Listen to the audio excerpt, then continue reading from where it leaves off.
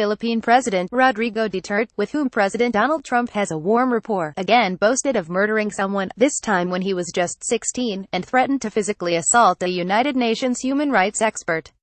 Duterte, who's been waging a deadly war on drugs and has come under fire for unleashing a human rights calamity in his country since he took office, made the comments Thursday to regional leaders in the Vietnamese city of Da Nang, where the Asia-Pacific Economic Cooperation Summit is taking place.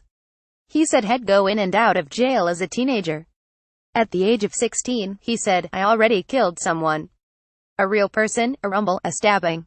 I was just 16 years old. It was just over a look. How much more now that I am president UFK with my countrymen, I won't let you off the hook.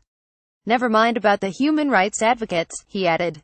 Trump's explicit eagerness to meet with the architect of a killing campaign that has resulted in the deaths of more than 12,000 men, women and children over the past 16 months is more than a grievous insult to injury for family members of victims. Phelim Kine, HR Duterte's spokesperson, Harry Roque, suggested the comments were in jest.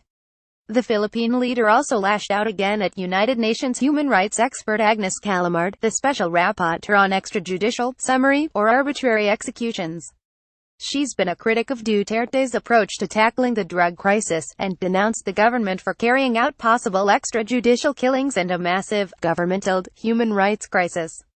In his fresh remarks, Duterte suggested Callamard was overly concerned with his government, asking, what makes the death of people in the Philippines more important than the rest of the children in the world that were massacred and killed? What have you been doing all the time? Why are you so fascinated with drugs? Duterte said.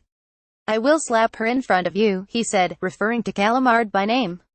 Why? Because you are insulting me. Trump, however, has praised Duterte's unbelievable job on the drug problem, and told the leader he's a good man and should keep up the good work. The pair are set to have a face-to-face meeting in the coming days when Trump finishes up his Asia trip with a stop in Manila.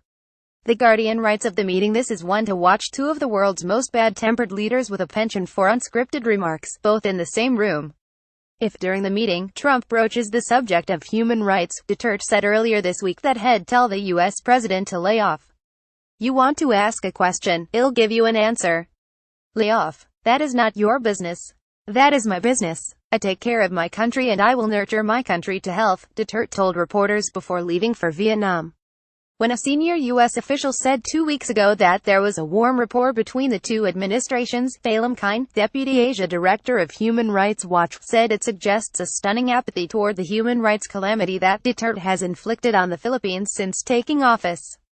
Trump's explicit eagerness to meet with the architect of a killing campaign that has resulted in the deaths of more than 12,000 men, women and children over the past 16 months is more than a grievous insult to injury for family members of victims, Kine said.